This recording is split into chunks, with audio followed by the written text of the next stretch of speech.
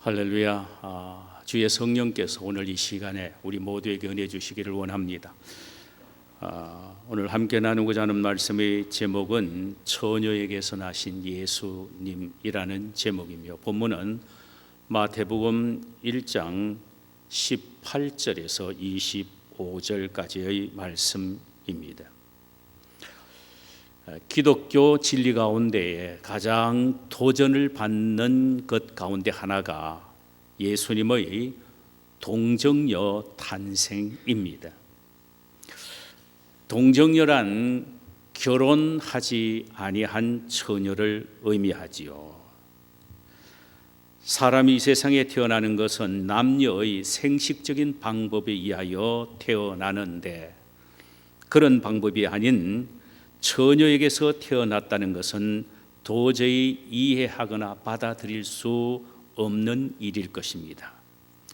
그래서 많은 사람들이 예수의 동정녀 탄생을 못 믿겠다는 것이죠. 그러나 예수님의 처녀에서 태어난 이 동정녀 사건은 결코 절충하거나 양보할 수 없는 절대 진리입니다. 만약 이것을 양보하거나 절충한다면 기독교는 이제 더 이상 진정한 종교가 아닐 것입니다. 곧 무너지고 말 것이기 때문입니다.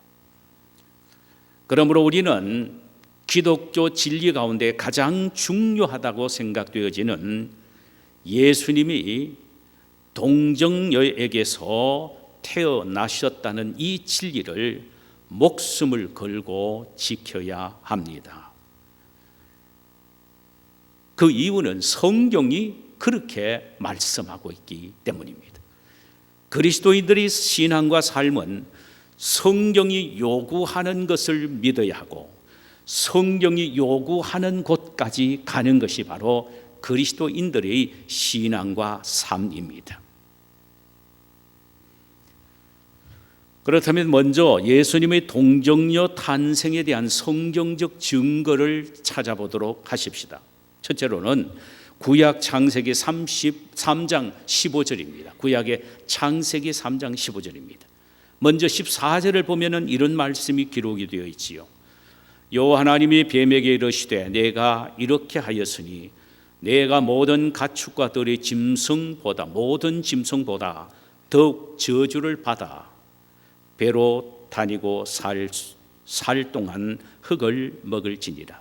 내가 너로 여자와 원수가 되게 하고 내 후손도 여자의 후손과 원수가 되게 하리니 여자의 후손은 내 머리를 상하게 할 것이요 너는 그의 발꿈치를 상하게 할 것이니라. 이는 하와를 범죄케 한 사단에게 내리신 하나님의 저주의 내용입니다. 여기서 말하는 여자의 후손은 메시아인 예수를 의미합니다.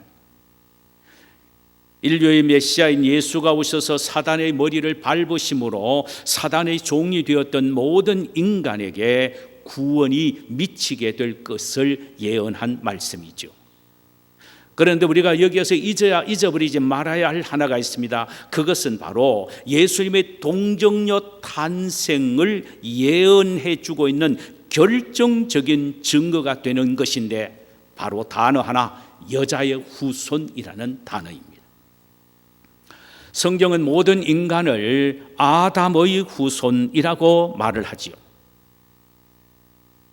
절대로 모든 인간을 여자의 후손이라고 말하지 않습니다. 그런데 오직 예수님에게만 여자의 후손이라는 칭호를 붙였습니다. 왜 그랬을까요? 그것은 예수님은 육신의 아버지가 없고 자신을 낳아준 어머니만 있다는 의미에서입니다. 아버지가 없기에 그를 남자의 후손이 아니라 여자의 후손이라고 말씀을 하고 있다는 말입니다. 아버지 없이 하나님의 절대적 주권으로 성령으로 여자의 복중에 예수를 안게 하셨기에 예수님은 아담의 후손이 아니라 여자의 후손입니다. 이 여자의 후손이란 말 자체가 바로 동정녀 처녀 탄생에 대한 성경에 기록된 최초의 예언입니다. 두 번째로 이사야서 7장 14절입니다. 그러므로 주께서 친히 징조로 너에게 주실 것이라. 보라, 처녀가 잉태하여 아들을 낳을 것이요 그의 이름을 임마누엘이라 하라고 했습니다. 오늘 본문에서 마태는 구약의 이사야서 7장 14절을 인용해서 동정녀 탄생은 역사 속에서 예언되어진 것으로 이것이 바로 지금 이 시대에 이루어졌다라고 말씀을 하고 있다는 말씀입니다. 이사야서 7장 14절에서 7장 1절 14절에서 예수를 처녀에게서 잉태할 것이다라고 예언한 배경을 우리가 보려면은 이사야서 7장 1절 이하를 봐야 합니다. 거기에 보면 이런 내용이 있습니다. 유다 왕 히스기야 아하스가 아람 왕 르신과 이스라엘 왕 베가가 동맹하여 예루살렘을 공격해 온다는 말을 듣고 백성들과 함께 숲이 바람에 흔들림 같이 그들 모두가 요동치기를 시작하게 됩니다. 이때 하나님께서 선지자 이사야에게 말씀하십니다. 너는 너 아들 스알 야숩과 함께 요아스를 찾아가라. 요아스 왕을 찾아가라. 그리고 내가 하는 말을 그에게 하라고 하셨습니다. 내용은 이렇습니다. 아무리 아람 왕 르신과 이스라엘 왕 베가가 강하다고 해도 그들은 연기나는 두 부적경이 그루터기에 불과하니 두려워하지 말고 낙심하지 말라. 내가 너희와 함께 하느니라. 앞으로 65년만 지나면 에브라임 즉 이스라엘은 패하고 다시는 일어나지 못하게 될 것이다. 그러니 이 사실을 믿어라. 믿으면은 승리하게 될 것이다. 믿지 아니하면 정령이 다시 일어나지 못하리라. 이렇게 말씀을 하셨습니다. 도저히 군사적으로나 전략적으로 볼 때에 이 나약한 아하스 왕과 유다의 군대는 저 북쪽의 아람 르신과 이스라엘의 베가의 군대를 당할 수가 없습니다. 전혀 불가능합니다. 그런데 하나님은 이사야 선지자를 통하여 반드시 너희들이 승리하게 될 것이다. 그러니 이 나의 말을 믿어라. 하나님이 요청하는 것은 믿음이었습니다. 그런데 하나님의 이 말씀을 듣고도 아하스 왕은 믿지 못하고 인간적인 방법을 사용합니다. 그래서 신흥대제국 아수르의 힘을 빌리려고 하지요. 그때 하나님은 당신이 하신 예언의 성취와 약속의 신실성을 보장하는 하나의 증거로서 징조를 구하라고 요아스에게 요구합니다. 네가 진짜 못 믿겠니? 그러면 네한테 한번 징조를 구하라. 그 말을 듣고 난 이에 아하스 왕은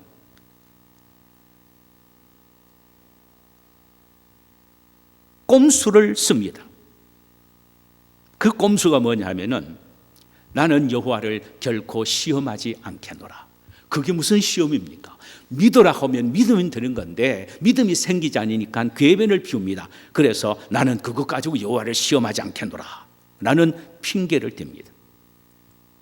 그러니까 하나님이 승리케 하신다는 약속을 못 믿겠다는 것입니다. 왜? 현실을 볼 때는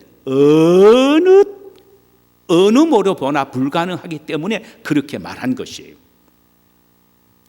아하스 왕의 이 불신앙적 태도에 이사야 선지자는 너희는 왜 하나님을 믿지 못함으로 하나님을 괴롭히느냐? 여기에 중요한 말이 있습니다. 그것은 하나님을 믿지 않으면 하나님을 괴롭히는 일이라는 사실입니다.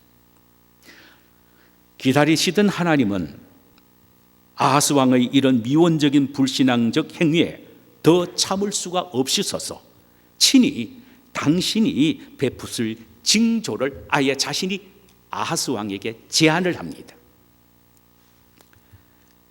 그 제안의 내용이 14절입니다. 보라, 처녀가 잉태하여 아들을 낳을 것이요 그 이름을 임마누엘이라 하라.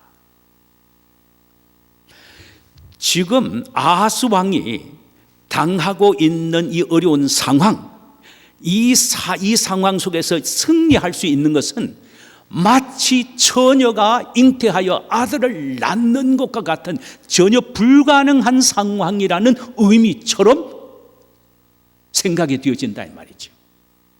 그래서 하나님이 아하스 왕의 그 마음을 알고 그래 그러냐? 보라, 처녀가 잉태하여 아들을 낳을 것이요 그 이름을 임마누엘이라 하라라.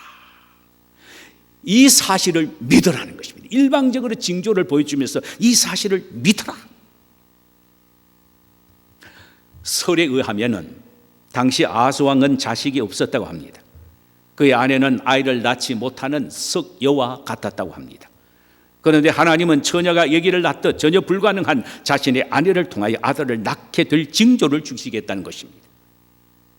그러니 이 징조를 반드시 믿으라는 것입니다. 반드시 믿으라. 이 기적적인 일을 믿어야 너의 아내가 아들을 낳을 뿐만 아니라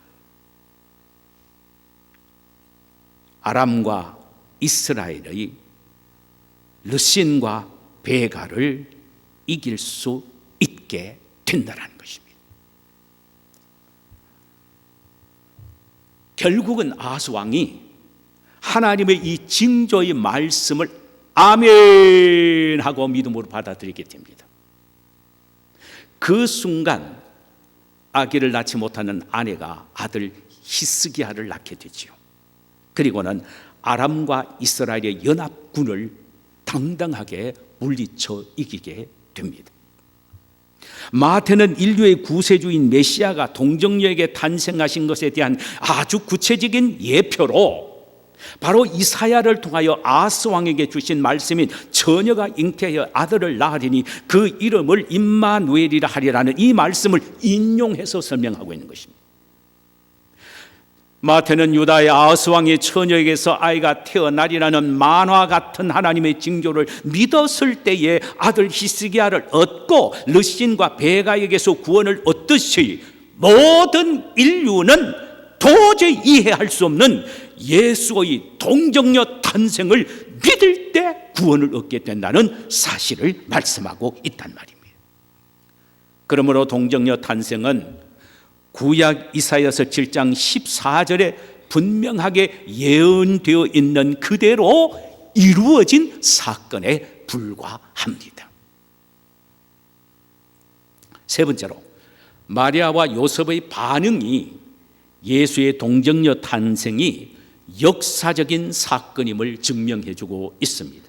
본문 18절과 19절, 18절에서 20절 보면은 바로 이 부분을 가르쳐주고 있습니다. 요셉이 마리아와 정혼한 후에 동거하기 전에 마리아가 잉태했다는 것을 알게 되죠. 이것은 요셉의 신앙심으로는 도저히 용납할 수가 없었습니다. 그런데 여기에 요셉의 고민이 있습니다. 이 사실을 알리면 그 당시 율법에 따라 마리아는 부정한 여인으로 동리 사람들에 의하여 돌에 맞아 죽게 되어 있었습니다. 그렇다고 해서 그는 도저히 눈을 감고 넘어갈 수도 없었습니다. 그래서 마리아를 생각해서, 저 불쌍한 마리아를 생각해서 어떻게 하면 조용하게 파혼할까 고민을 하고 있었습니다. 바로 그때 하나님의 사자가 그의 꿈에 나타나셔서 요셉아, 내 아내 마리아 데려오기를 무서워하지 마라. 저에게 잉태된 자는 성령으로 된 것입니다. 다른 남자가 부정한 관계로 네 아내 될 사람이 임신한 것이 아니라 성령으로 되었다. 그 말씀 앞에서 요셉의 반응은 아멘이었습니다. 누가복음 1장 34절에 보면 마리아의 반응이 또 나옵니다. 천사를 통하여 수태의 소식을 전해 들은 마리아는 깜짝 놀라 나는 사내를 알지 못하니 어찌 이런 일이 있을 수가 있습니까? 이렇게 반문합니다. 그때 천사가 이렇게 대답하지요. 성령이 내게 임하시고 지극히 높으신 이의 능력이 너를 덮으셨도다. 다른 남자와의 관계에서 생긴 아이가 아니라 성령이 너에게 임하여 그 능력이 너를 덮었다. 성령의 능력에 의해서 되어진 것이다. 여기에 대한 마리아의 반응은 이러했습니다. 주의 계집종려니 말씀대로, 하나님이 하시는 말씀대로 내게 이루어지이다. 요셉과 마리아에게 나타난 천사가 공통적으로 한 말이 성령에 의하여 마리아가 잉태하게 되었다는 사실입니다. 이 말에 마리아도 요셉도 아멘으로 받아들였습니다. 예수님의 동정녀 탄생이 가능케 된 것은 생식적 방법이 아니라 성령에 의하여 되어졌다는 것이므로, 그러므로 예수님의 동정녀 탄생은 허위가 아니고 확실한 역사적 사건이며 진실인 것입니다. 그러면 왜 하나님께서 예수님을 동정녀에게서 탄생을 시키셨느냐? 다른 방법이 없었느냐 하는 것입니다. 동정녀에게 탄생케 하셨다면 그 이유는 뭐냐? 여기에 몇 가지 이유가 있습니다. 하나는 무죄성을 옹호하기 위해서입니다. 무죄, 죄가 없다란, 예수님이 죄 없는 분이시라는 사실을 옹호하기 위하여 그렇습니다. 만약 예수님이 남녀의 생식적인 방법에 의하여 출생했다면 그는 아담의 후손이 되었을 것입니다. 우리 모두가 잘 아듯이 아담의 후손은 모두 다 죄인이기에 그도 죄인으로 출생한 결과가 될 것입니다. 죄인은 모두 자기 죄 때문에 자신이 죽게 되어 있는데 어찌 다른 사람을 위하여 대신 죽을 수가 있겠습니까? 예수님은 이 죄인을 위하여 죽으시기 위해서는 죄가 없으신 의인이 되셔야 하시겠기에 그는 성령에 의하여 처녀의 태를 빌려서 잉태하셔야만 했었습니다. 그래야만이 무죄한 자로 온전한 의인으로 모든 죄인을 위하여 대속해 주실 대속자가 될 수 있기 때문이었습니다. 두 번째로 하나님 자신을 보여주시기 위해서입니다. 하나님이 어떤 분이신지를 보여주시기 위해서입니다. 인간으로서 하나님을 본 사람은 아무도 없습니다. 거룩하신 하나님을 보면 죽습니다. 하나님은 집의 사환이었던 모세도 하나님을 보지 못했고 등만 보았습니다. 이사야서 6장 1절에 보니까 스랍 즉 천사들도 보좌 앞에서 하나님께 수정 들면서 6 날개를 가지고 둘은 얼굴을, 둘은 발을, 둘로는 날아다녔습니다. 이렇게 하나님은 거룩하신 분이시기에 인간 혹은 천사까지도 그를 볼 수가 없는 것입니다. 그런데 인간이 하나님의 어떤 분이신지, 하나님의 성품은 어떠하신지를 알기 위해서는 하나님을 친히 보고 만나야 합니다.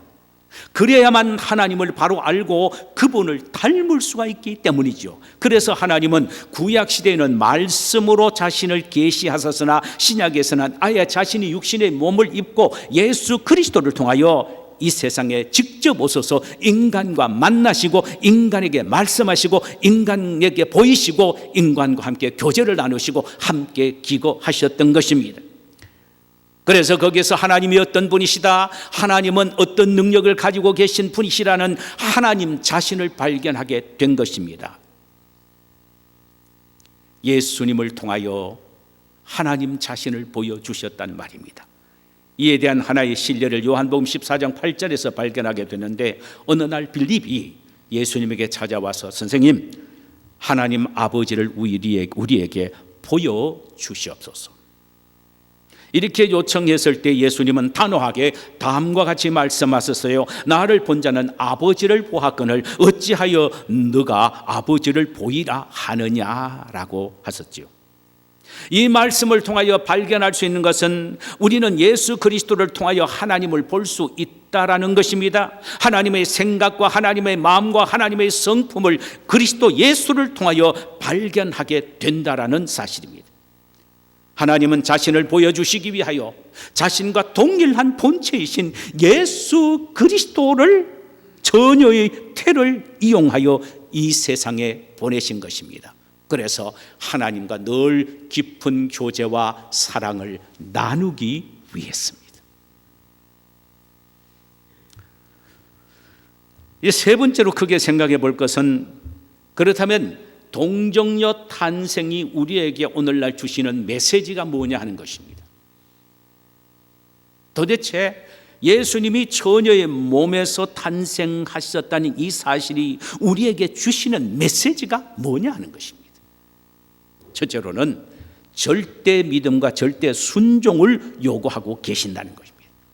믿음이 뭐냐, 순종이 뭐냐 하는 것을 오늘 본문을 통하여 우리에게 가르쳐 주시면서 이런 절대 믿음과 절대 순종을 요구하신다는 것입니다. 가브리엘 천사가 마리아에게 나타나서 잉태 소식을 전했을 때에 마리아는 깜짝 놀라면서 나는 사내를 알지 못하니 어찌 이런 일이 있을 수가 있으리까 하고 묻지요. 천사가 성령이 하여 되어진 일이다. 대저 하나님의 모든 말씀은 능치 못하심이 없느니라. 네 자신이 잉태하게 될 것이다. 나는 남자를 모릅니다. 성령이 역사하셨다. 하나님의 모든 말씀은 능치 못한 일이 없느니라. 성령으로 네가 아이를 잉태했다는 이 놀랄만한 하나님의 말씀의 능력이 모든 일을 가능하게 한다. 그러므로 너가 반드시 아이를 갖게 된다는 의미입니다. 여기에 대한 마리아의 반응이 이렇습니다. 주여, 주의 계집 종이오니 말씀대로 내게 이루어지이다. 이야, 참 대단합니다. 이것은 하나님의 말씀은 절대 능력이기에 내가 믿고 순종하겠습니다라는 의미입니다. 처녀인 자신이 아이를 잉태한다는 것은 도저히 이해가 되지 않고 납득되지 않는 일이었으나 그녀는 하나님의 말씀이기에 아멘 하고 받아들인 것입니다. 자신이 임신한 사실을 남편 될 요셉이 들춰내는 날에는 율법에 따라 돌에 맞아 죽는 것은 당연한 일이었습니다.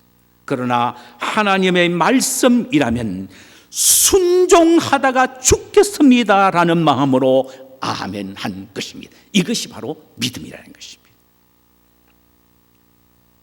우리가 알아야 할 것은 캐톨릭에서 마리아를 기도의 중보자요, 성모라고 너무 신성시해서 그렇지 정말 그녀는 믿음과 순종이 대단한 여인이었습니다.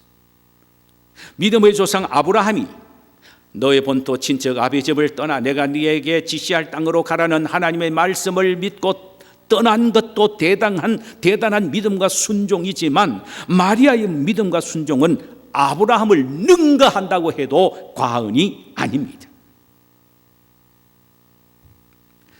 이유는 처녀가 잉태한다는 것은 논리적으로 전혀 이해가 되지 않고 또 지금 자기 신변에 죽음이라는 위험이 기다리고 있는데도 그녀는 죽음을 각오하고 하나님의 말씀을 믿고 순종하기로 결단했기 때문에 그의 믿음은 오히려 아브라함보다 더 돋보인다는 사실을 우리는 감지할 수 있다는 말입니다. 사랑하는 여러분, 우리의 믿음과 순종은 어떠합니까? 내가 이해되고 납득된 것만 믿고 내가 손해되지 않는 한도 내에서만 순종하고 있지는 않습니까? 그러면서도 나는 믿음이 있다, 나는 순종하는 사람이라고 착각하고 있지는 않으십니까? 그것은 참된 믿음도 진정한 순종도 아닙니다. 참된 믿음은 도저히 이해가 되지 않고 납득이 되지 않아도 하나님이 말씀하시면 아멘 하고 무조건 받아들이는 것을 말하며 모든 것을 다 잃어버린다 해도 아멘 하며 따라가는 것이 바로 진정한 순종인 것입니다. 마리아가 목숨을 건 참된 믿음과 순종의 결단을 우리가 볼 때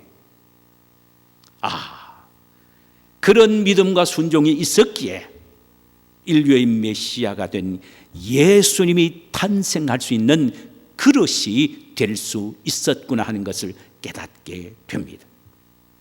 오늘 본문은 우리 모두에게도 마리아처럼 절대 믿음, 절대 순종을 요구하고 있습니다. 그리할 때 우리의 심령에도 마리아처럼 예수님이 자정하셔서 기적을 일으키시는 역사가 우리의 삶 속에 분명히 일어나게 될 것입니다. 이런 축복이 우리 모두에게 있기를 주님의 이름으로 축원합니다. 또 하나는 임마누엘의 삶을 누리라는 것입니다.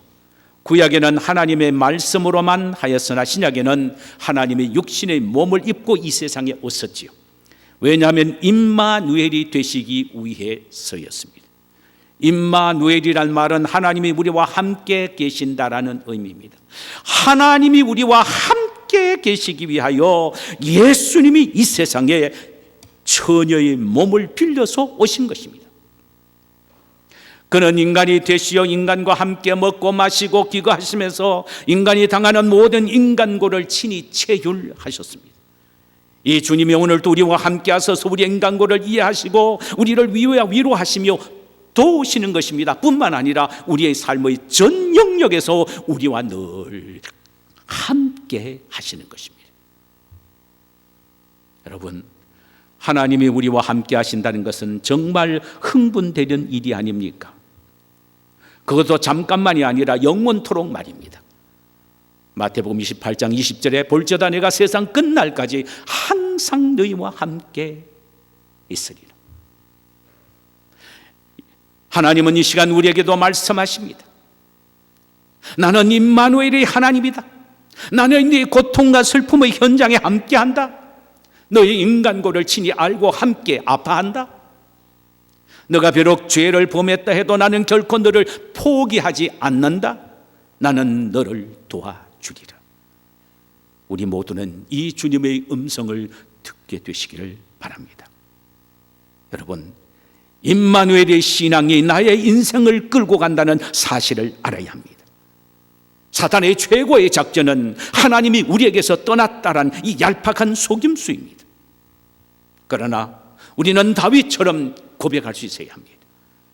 내가 비록 사망의 음침한 골짜기로 다닐지라도 해를 두려워하지 않을 것은 주께서 나와 함께 하심이라. 할렐루야! 이런 확신을 갖는 것이 동정녀 탄생이 오늘날 우리에게 가져다주는 진리입니다. 마지막 하나는 우리의 운명이 바뀌어진다는 사실입니다.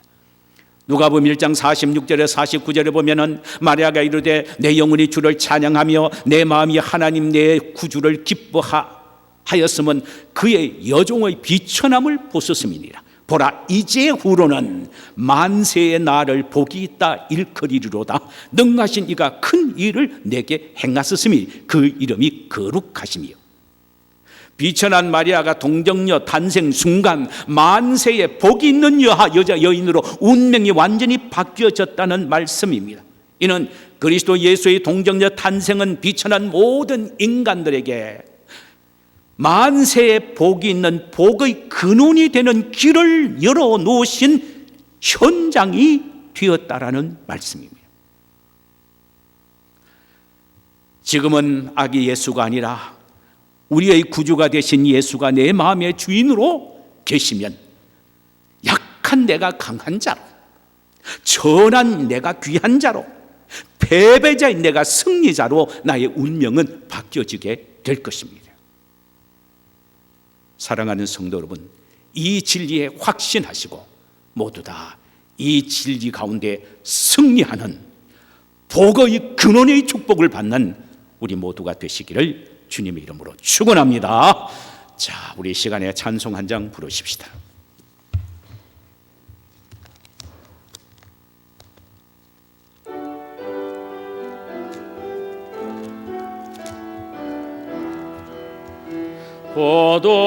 보도소서 임마누엘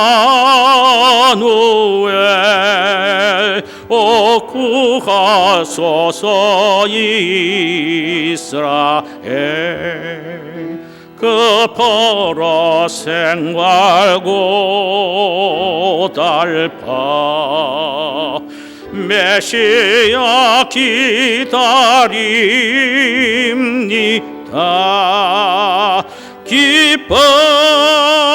기뻐하라 이스라엘 고도시리요 임마누엘 거둬서서 지혜의 주 만물 질서 조시고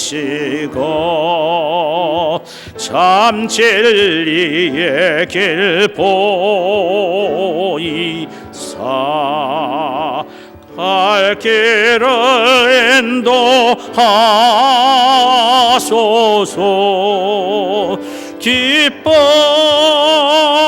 기뻐하라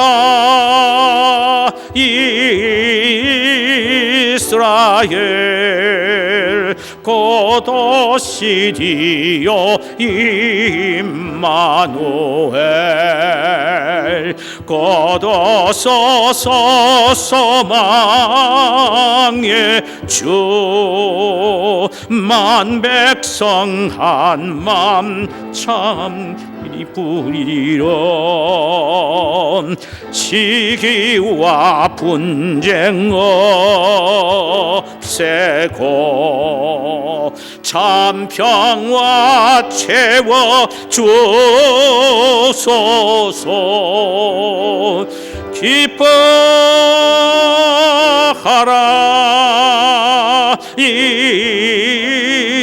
이스라엘 거둬서서 임마누엘 아멘. 오늘 우리 말씀을 생각하면서 주님 마리아의 복 중에서 처녀의 몸에서 태어나신 구세주여 내 마음속에는 구원자 예수가 계심으로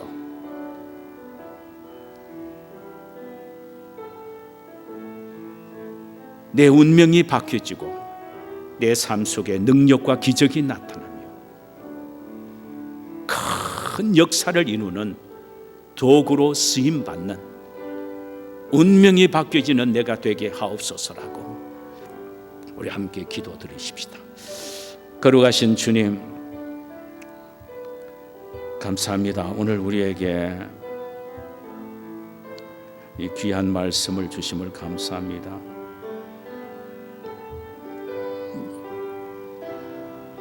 마리아 요셉의 믿음과 순종은 참된 믿음과 절대적 순종이었습니다. 성탄의 이 계절을 맞이하여 성탄의 이 주일을 맞이하여 마리아와 요셉이 보였던 참된 믿음과 절대적 순종의 사람이 되게 하옵시고 임마누엘 나와 함께 하시는 주님의 은혜를 삶 속에서 늘 경험하게 하옵소서. 그리고 그 예수의 능력과 권능을 늘 누리면서 내 삶 전체와 나의 운명이 바뀌어지는 귀한 역사가 있게 하옵소서. 내 인생의 삶의 희망은 예수밖에 없다는 사실을 우리 모두가 잘 알게 하옵소서. 고마우신 주님 감사합니다.